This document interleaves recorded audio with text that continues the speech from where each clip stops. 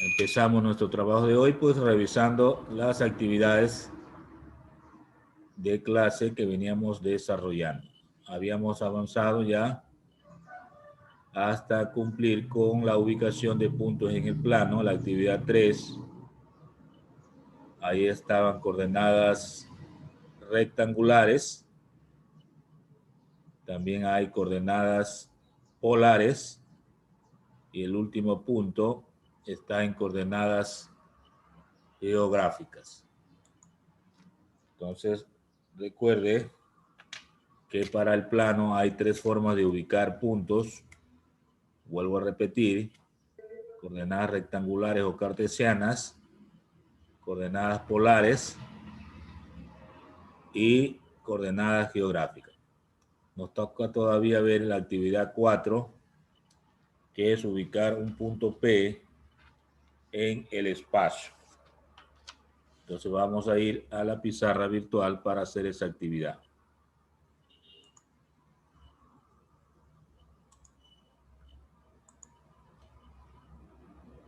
Escribimos entonces,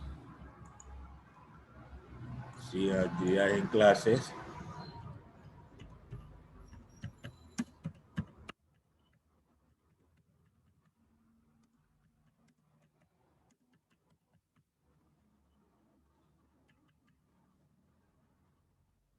Tenemos entonces ubicación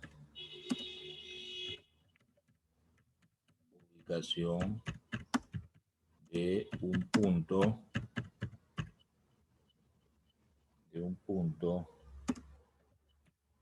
P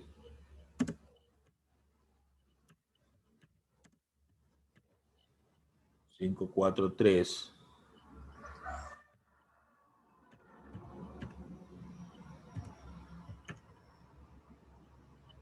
en el espacio.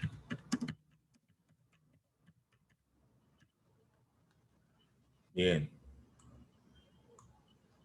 Para ubicar un punto en el espacio siempre deben darnos tres valores, ¿no?, que corresponden a las coordenadas de un punto. Para ello, pues, trazamos en un plano, pues, con perspectiva, tres ejes, ¿verdad? En este caso sería eje horizontal,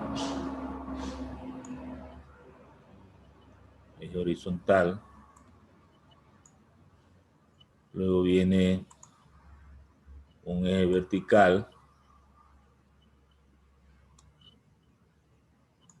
y un eje hacia adelante,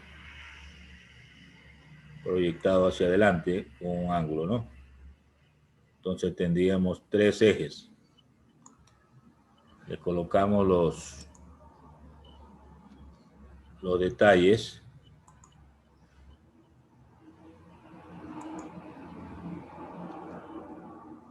El eje X. A ver, el que está adelante sería el eje X. Para adelante, aunque puedo colocarlo cualquier lado, pero la norma habla de que el eje que está para adelante, o sea, es este, el eje X. Este sería el eje Y el que está hacia arriba, el eje Z. Y el punto donde se intersectan los tres ejes o se cortan es el origen, ¿no? El punto 0. Bien, tengo tres ejes, X, Y y Z. El eje X es el que está hacia adelante, hacia usted. El eje Y, el horizontal. Y el eje Z, el que está hacia arriba. Muy bien. Los puntos que se ubican en el espacio están en ese orden, X, Y, Z. O sea, tendríamos 5, por ejemplo, para adelante. Sería 1, 2, 3, 4, 5.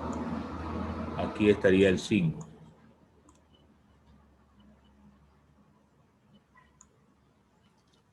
El punto 5 es del 0 hacia adelante. 1, 2, 3, 4, 5. Como lo ven ustedes ahí.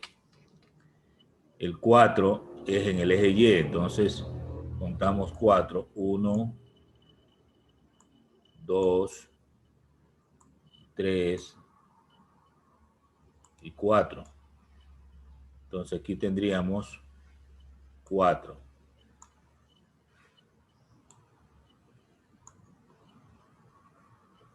Y hacia arriba, el eje Z, tendríamos 3. 1, 2, 3. Aquí tendríamos 3. Están marcados en los ejes los valores que me dan en el punto. 5 para X, 4 para Y y 3 para Z. Bien, una vez que hemos marcado ahí, hacemos lo siguiente. Avanzamos nuevamente el recorrido de 5 hacia adelante. Llegamos al punto donde está 5. Y luego a partir de ahí marcamos paralelo al eje Y los 4. 2, 3, 4. Entonces tendríamos en esta forma una línea paralela al eje Y, cuya dimensión es 4. Y luego 1 de ese último punto hasta el 4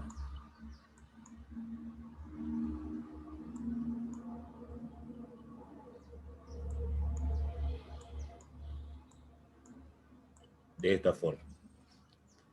Entonces se forma la base o una figura que tiene 4 lados, ¿no? Se parece a un paralelogramo, ¿no? Eso vendría a ser la base de un cuerpo. Y luego en cada vértice vamos a subir lo que indica el eje Z. ¿Cuántos espacios? 3 en cada vértice. Entonces subimos, por ejemplo, aquí donde está el 5 hacia arriba. 1, 2, 3. Entonces es como colocar pilares en cada esquina, ¿verdad? O columnas cuando hablamos de construcción. Lo mismo hago en el otro vértice. 1, 2, 3. Entonces coloco otra columna. Lo mismo en el otro vértice. 1, 2, 3. Y tengo los pilares, ¿verdad? Luego uno con líneas, como colocar un piso sobre esos pilares y formo la figura. Entonces tendríamos lo siguiente. Ahí uní los 2 puntos.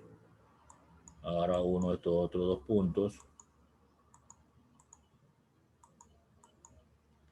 Luego uno de esos otros 2 puntos.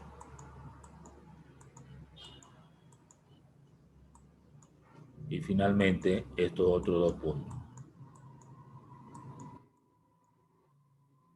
Entonces forma un cuerpo, ¿no? Que se llama prisma rectangular. Ahora, ¿dónde queda el punto P543? Debe quedar en un vértice de esa figura. Para eso recorremos lo siguiente. A ver, vamos a explicarlo. Entonces tendríamos A ver, tendríamos hacia adelante 5. Luego, a partir de ahí, 4 hacia la derecha. Y luego, a partir de ahí, 3 hacia arriba. Entonces, el punto P quedaría aquí. ¿Correcto? Entonces, vamos a marcar ese punto P aquí. Aquí estaría, donde estoy marcando, el punto P.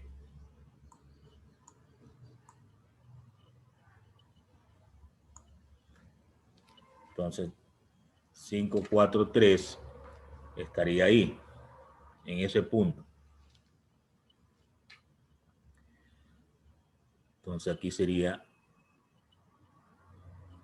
una explicación adicional.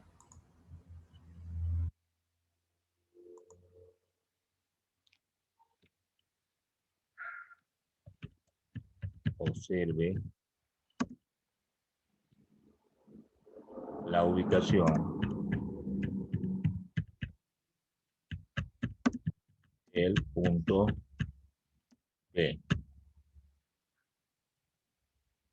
Bien, esto es lo que quería demostrarle. Vamos a colocar aquí una flechita para que usted no se olvide de eso.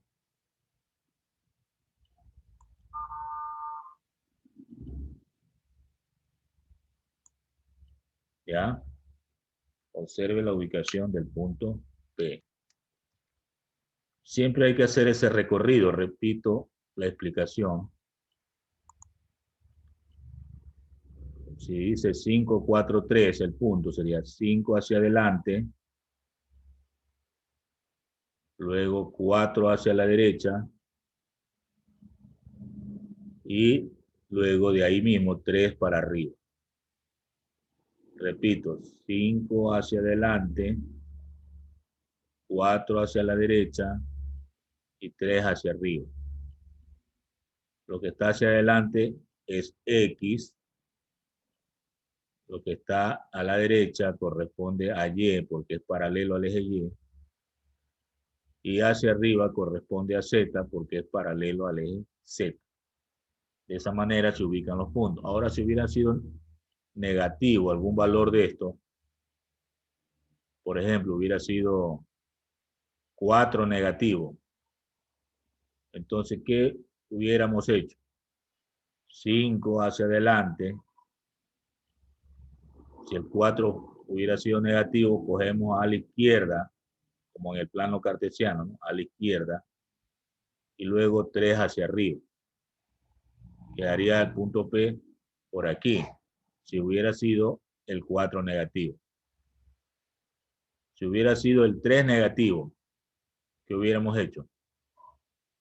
5 hacia adelante, 4 hacia la derecha, y en vez de ir para arriba 3, vamos para abajo 3, negativos hacia abajo.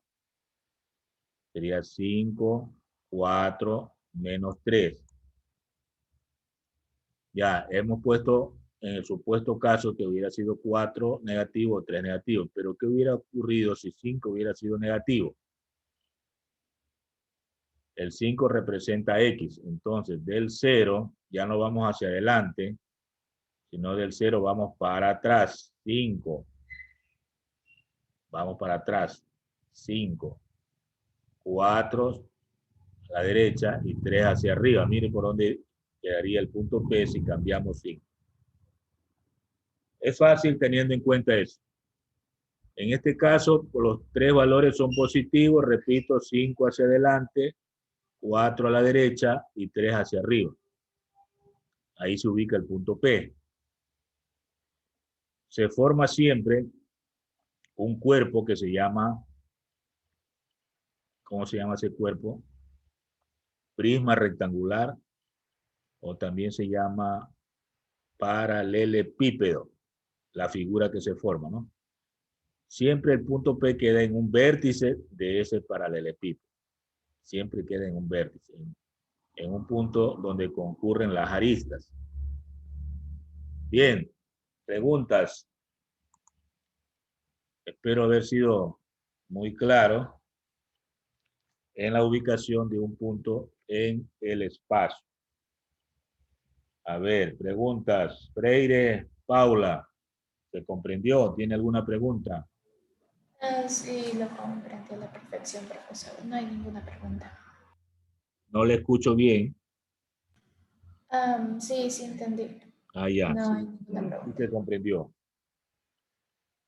Murillo, Kiara, pregunta o comentario. Ninguno, profe. ¿Todo está claro? Sí, profe. Ya vamos a hacer ejercicio para ustedes, ¿verdad? Soto, Fernando,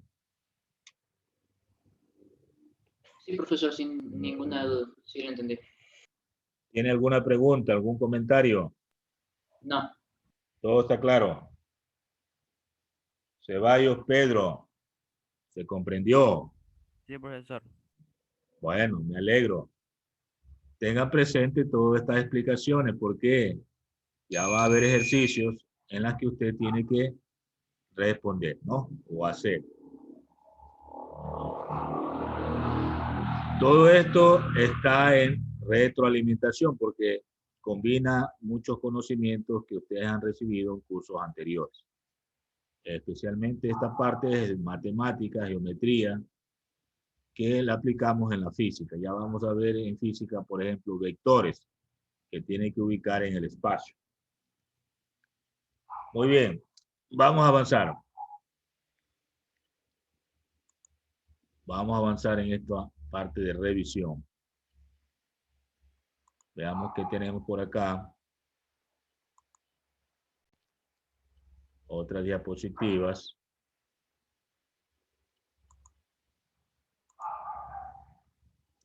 Bien, el tema es magnitudes y medidas que lo topamos en la prueba de diagnóstico, ¿verdad? Pero vamos a reforzar eso.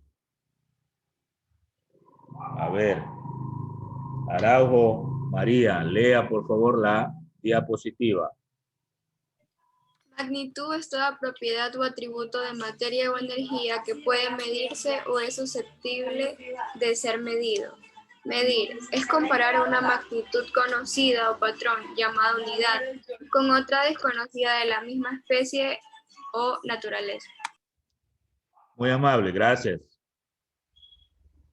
Hay que partir siempre de entender el significado o tener claro un concepto de lo que se trata.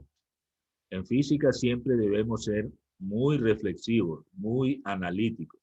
Antes de hacer cualquier actividad, tenemos que tener muy claro los significados y los conceptos, porque muchos de los conceptos a veces no se dominan y entonces cuando ya se desarrollan problemas, como no se tiene claro el concepto, no se avanza.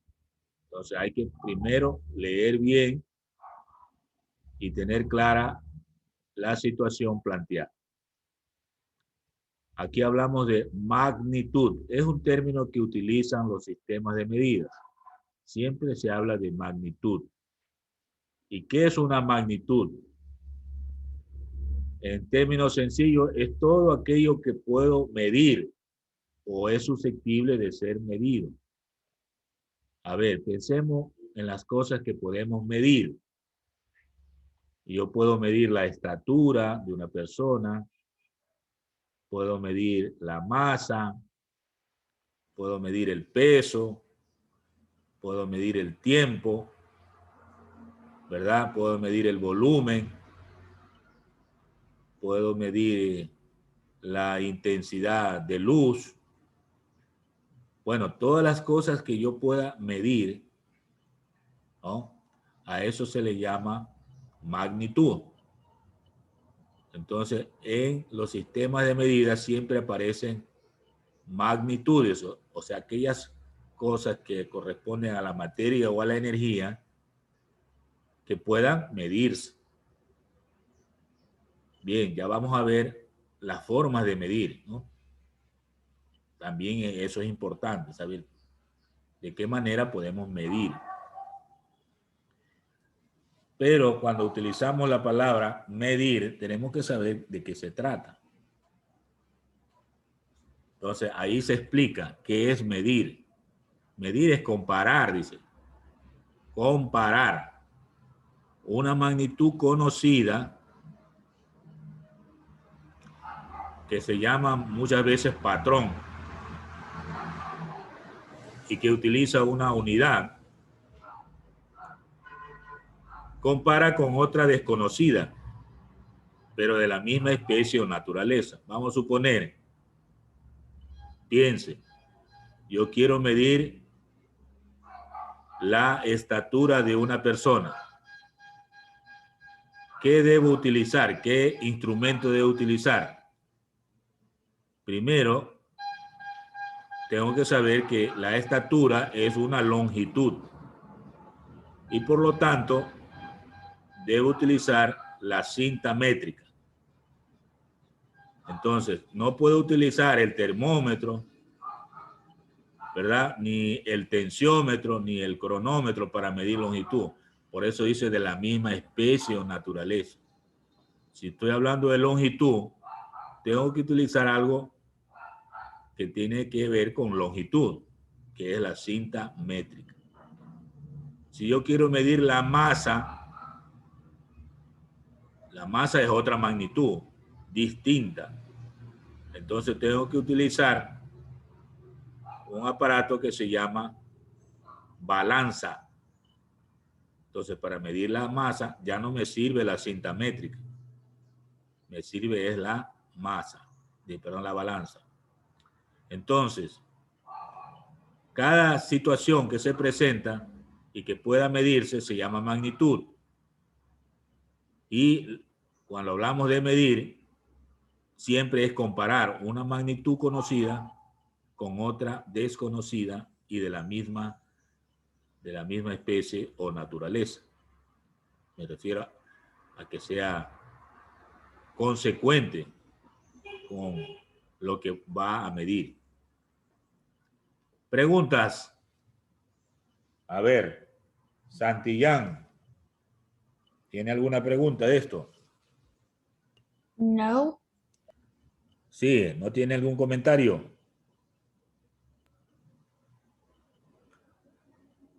No tiene comentario. Muy bien. Briones Alba, preguntas. ¿Todo está claro? Sí. Bueno. Gaibor Kenneth, ¿qué instrumento utilizaría para medir la temperatura? El termómetro, profe. Correcto. Ahí está bien. Va a medir la temperatura con un termómetro. La magnitud es temperatura. Y el instrumento de medida es el termómetro. Bien, entonces usted va a comparar la escala del instrumento con lo que tiene de temperatura el objeto con que está caliente o está frío o el que desea determinar, ¿verdad? Bien. Creo que se entendió estos conceptos, magnitud y medir. Vamos a la siguiente lámina. Ejemplos de magnitudes. Vamos a leer eso. A ver, Liubao no está. Maiwa. Ya. Ejemplos de magnitudes. Se puede medir la longitud, la masa, el tiempo, la rapidez, la aceleración, la energía, la intensidad luminosa, la intensidad de corriente, la potencia, entre otras magnitudes. Bien, ahí tiene algunos ejemplos de magnitudes. Entonces, solo algunos, no son todos. En física hay muchas magnitudes. Son temas de análisis que vamos a ir viendo poco a poco. Todas esas magnitudes pueden ser determinadas, ¿no?, mediante una medición, ya sea directa o indirecta. En la imagen vemos arriba una balanza de dos platillos, o de platillos que se llama. En un lado se colocan unas pesitas y en el otro plato se coloca el objeto cuya masa deseamos conocer. Eso es una medición que estoy haciendo ahí. Medición en la balanza. Entonces, si usted suma los valores de las pesitas, tengo una pesa de 400 gramos, una pesa de 40 gramos y una pesita de 5 gramos. Sumo todo eso, sería 445 gramos, el equivalente a la masa del cuerpo que está ubicado en el otro plato, ¿verdad? Y que la balanza está en equilibrio. Porque si estuviera en desequilibrio, todavía no he terminado de hacer la medición. Entonces ahí claramente se muestra que la masa desconocida, que está con la letra X, es 445 gramos. Entonces lo que se hace es comparar lo uno con lo otro. En la parte de abajo tenemos un cubo. Es parecido a un dado, ¿verdad? Entonces, un cuerpo como forma de cubo, usted puede determinar, ¿verdad?, el volumen, multiplicando las dimensiones o las longitudes de cada arista. En este caso, de la arista de la longitud, de la altura y del ancho, ¿verdad?, o profundidad. Bien, eso nos da 1 metro cúbico. 1 metro cúbico es cuando tiene 1 metro por cada arista. Ahí estoy haciendo una medición de volumen, ¿no? Volumen. El volumen entonces es una magnitud. Así como la masa, la longitud, la rapidez, etcétera, el volumen también es una magnitud. Muy bien. Preguntemos entonces, ¿qué otras magnitudes podemos medir? A ver, Sánchez Marcos, deme otras magnitudes que pueda medir, además de las que están allí. Piense.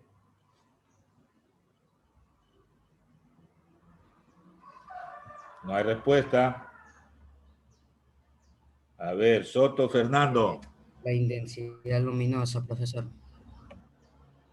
A una magnitud que no esté allí expuesta, que usted pueda medir. De Soto. El peso. Claro, el peso no está allí. Bien. A ver. Tenemos a Rosalinda Vázquez. Otro ejemplo de magnitud.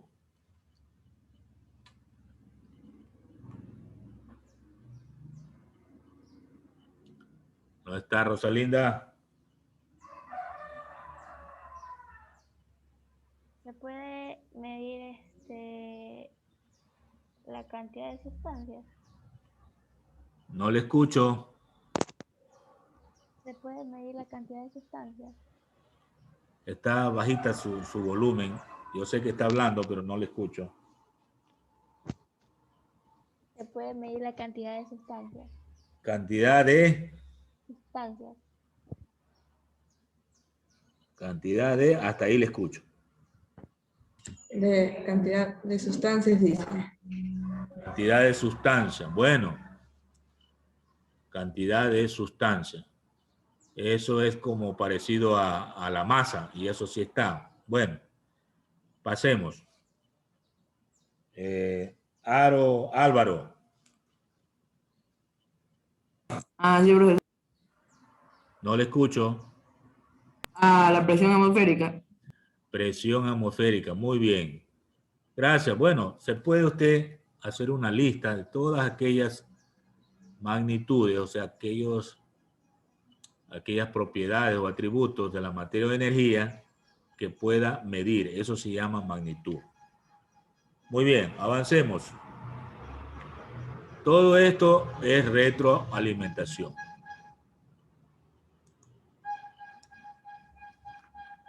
Hay otra lámina que dice no son magnitudes. Lea por favor la señorita Ayala Camila.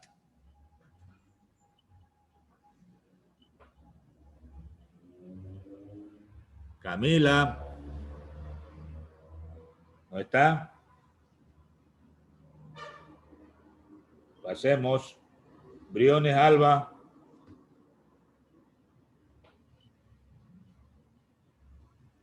¿Se desconectaron? ¿Qué pasó? Internet. Briones. No se puede medir amor, bendición, rencor, belleza, nobleza, humildad, honestidad, etc. Pues son valores muy subjetivos en la convivencia humana y no existe para ellos instrumentos de medición. Bien, así como hablamos, gracias, así como hablamos de magnitudes, todas aquellas cosas que se puedan medir, aquí hay ejemplos de lo que no se puede medir. Pues no hay instrumentos de medición como los valores en general, ¿no? En la imagen usted ve responsabilidad, lealtad, reconocimiento, amor, respeto y otras, ¿verdad? Otras situaciones de valores humanos. Son cosas muy subjetivas. No existe forma de saber cuánto es el valor o la cantidad numérica que representa esas situaciones que usted la está leyendo, ¿no? Por ejemplo, cuando hay concursos de belleza, en el reinado, por ejemplo, se nombra un jurado. Y los miembros del jurado, ¿qué hacen? Le ponen una puntuación. Pero eso es subjetivo, o sea, si usted cambia de jurado, los valores del anterior no van a coincidir con el reciente, serán otros valores. O sea, queda a criterio de la persona poner los puntos. No es tan objetivo. Pues para una participante tendrá 10 sobre 10 y para otro tendrá 7 sobre 10, para otro tendrá 8 y así. Entonces la belleza para uno es excelente, para otros no. Le falta. Y para acercarse un poco a la realidad, pues hay situaciones de preguntas, presentación en traje de baño, en vestido casual o de ejecutiva, o sea, de gala. Entonces es para verle en algunas presentaciones y ahí van ajustando valores, ¿no? O cantidades, pero de todas formas todo es subjetivo, no hay un instrumento de medición, un instrumento que le diga, bueno, a ver, el instrumento le señala que usted tiene 9 puntos. No existe aparatos de medida para eso. Por eso esas cosas no son magnitudes. Las magnitudes, en cambio, son las que se pueden medir con un instrumento. Cualquiera que vaya a medir va a tener el mismo resultado. No va a haber cambio. Entonces, esas son magnitudes. Las que no son magnitudes son aquellas cosas subjetivas, ¿no? Del convivir humano, de las personas. Entonces, la riqueza no solamente se mide en la cantidad de dinero, sino, por ejemplo, en lo que aporta, lo que sirve, en lo que realiza, en la felicidad que genera, bueno, son cosas subjetivas, no hay aparato de medida.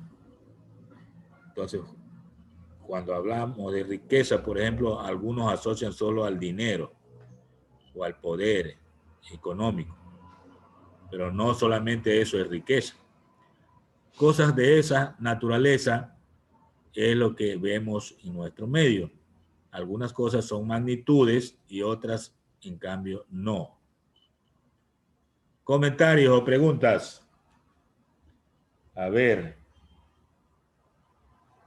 Fuentes Gauri, ¿tiene alguna pregunta? No, profesor. ¿Sí se comprendió? Sí. Bien. Zambrano Jean-Pierre, comentario o pregunta.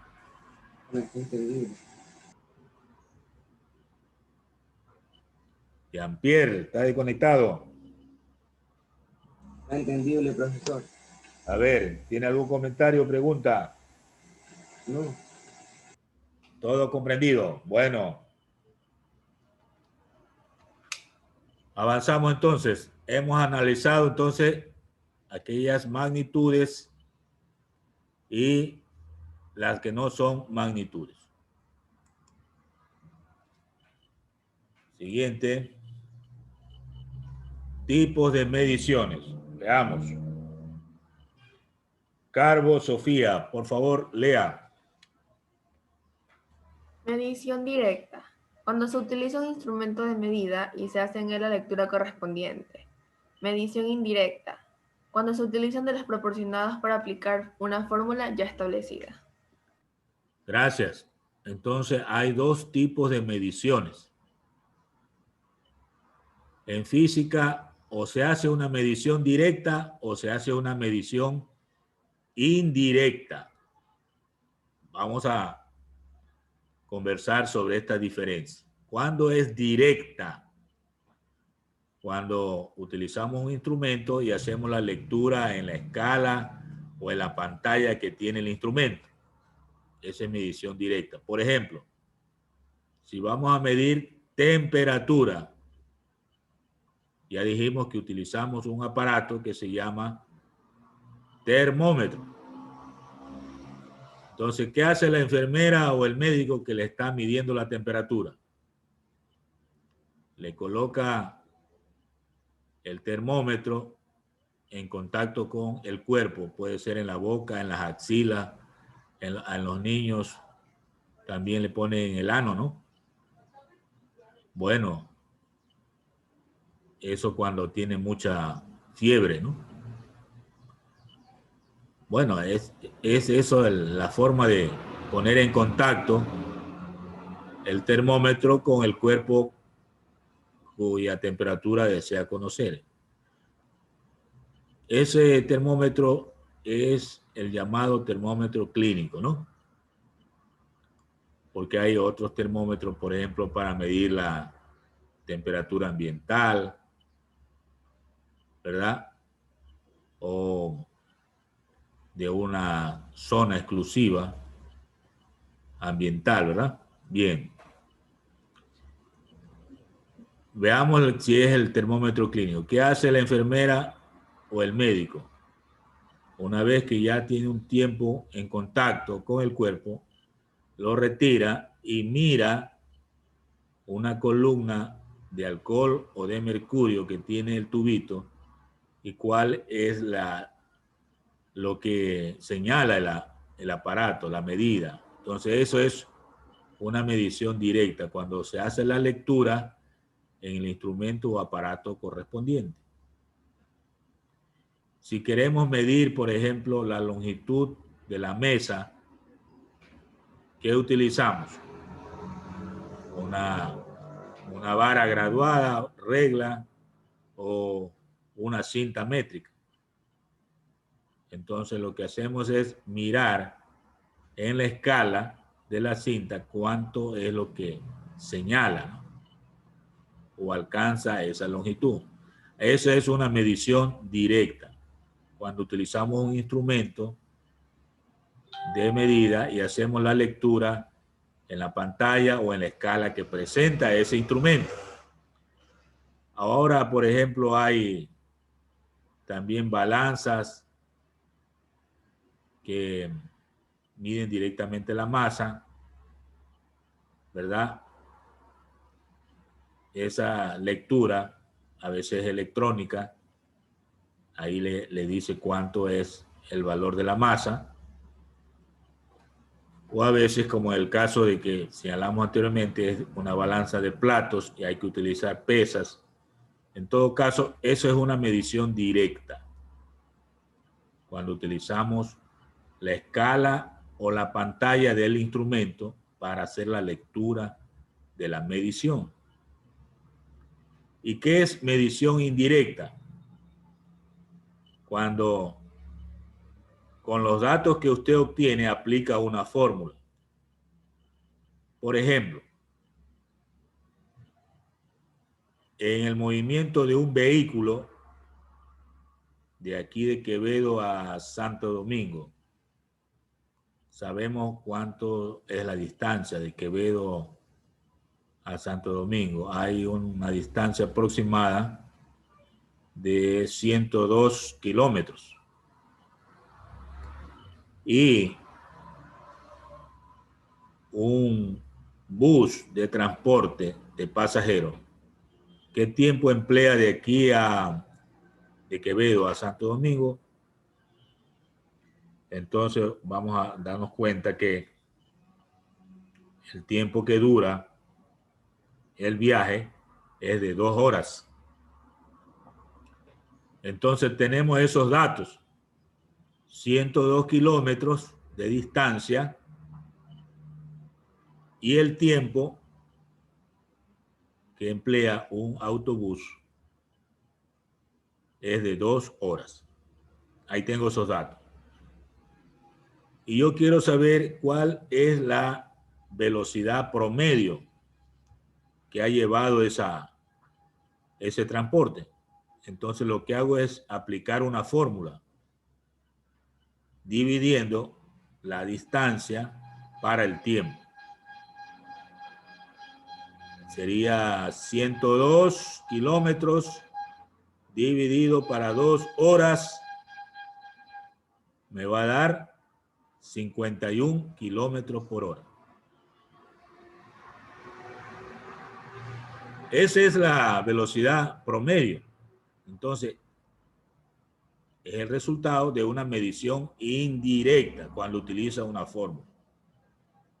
Claro, en la realidad, el vehículo a veces iba a 80, a veces iba a 40, a veces paraba a coger pasajeros, se estacionaba un ratito, es decir, había una variación de velocidad.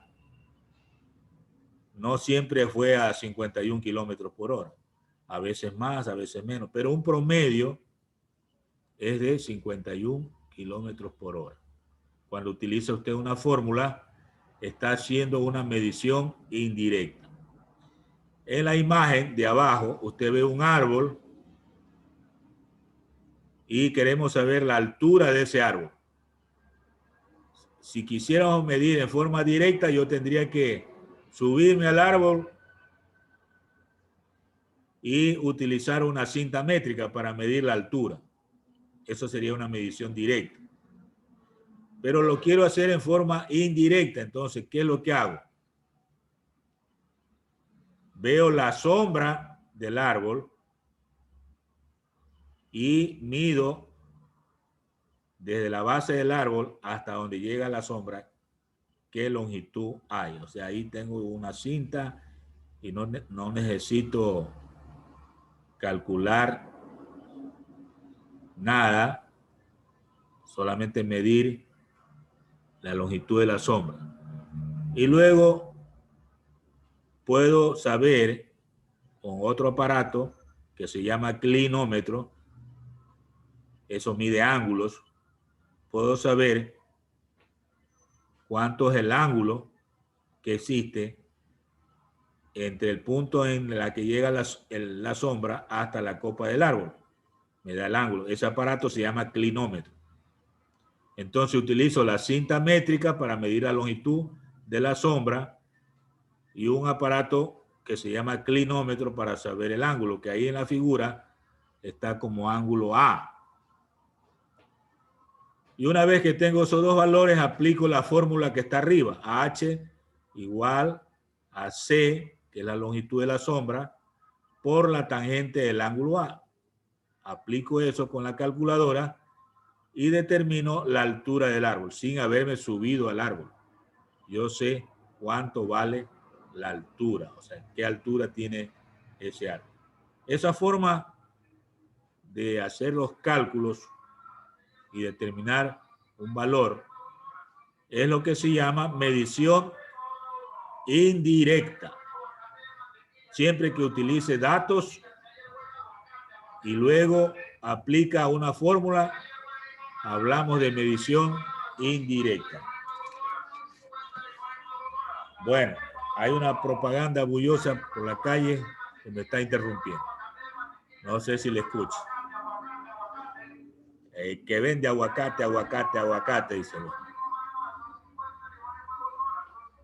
Es bueno el aguacate, ¿eh? A mí sí me gusta, pero cuando estoy descanso, ahorita estoy trabajando. Por fin se retiró. Bien, decía entonces que hay dos tipos de mediciones, ¿no? Medición directa, cuando utilizamos un instrumento y el resultado lo observamos por la lectura que ofrece el instrumento. Y la medición indirecta cuando se utilizan datos para aplicar una fórmula ya establecida. Esta segunda forma de medir es la que más se utiliza en física. En física vamos a ver una cantidad, repito, una cantidad de fórmulas. Y usted ya debe mentalmente irse preparando para eso. Ir poco a poco utilizando la memoria para muchas fórmulas que se aplican para determinar resultados, ¿no? Y lo que llamamos medición indirecta. Entonces, siempre se presentarán algún problema y usted para hallar el resultado deberá aplicar fórmulas. Eso es la parte medular, la parte importante de la física. Pero para llegar a saber qué fórmula es la que voy a utilizar, tiene que saber conceptos, ¿no? Tiene que saber de qué se trata. Tiene que haber un análisis. Es como meterse en el problema, como vivir en el problema. Como en el caso del árbol, ¿no? Usted tiene que imaginarse que está en el campo, ve un árbol y quiere saber Se acabó la hora. Correcto. Entonces, hasta ahí vamos a dejar porque ya me pasé, creo, me entusiasmé mucho. Sí. Bueno, son unos minutos nada más. Dejamos por ahí, me hacen recuerdo la próxima clase donde nos quedamos. Bien, vamos a dejar de grabar porque esto queda grabado.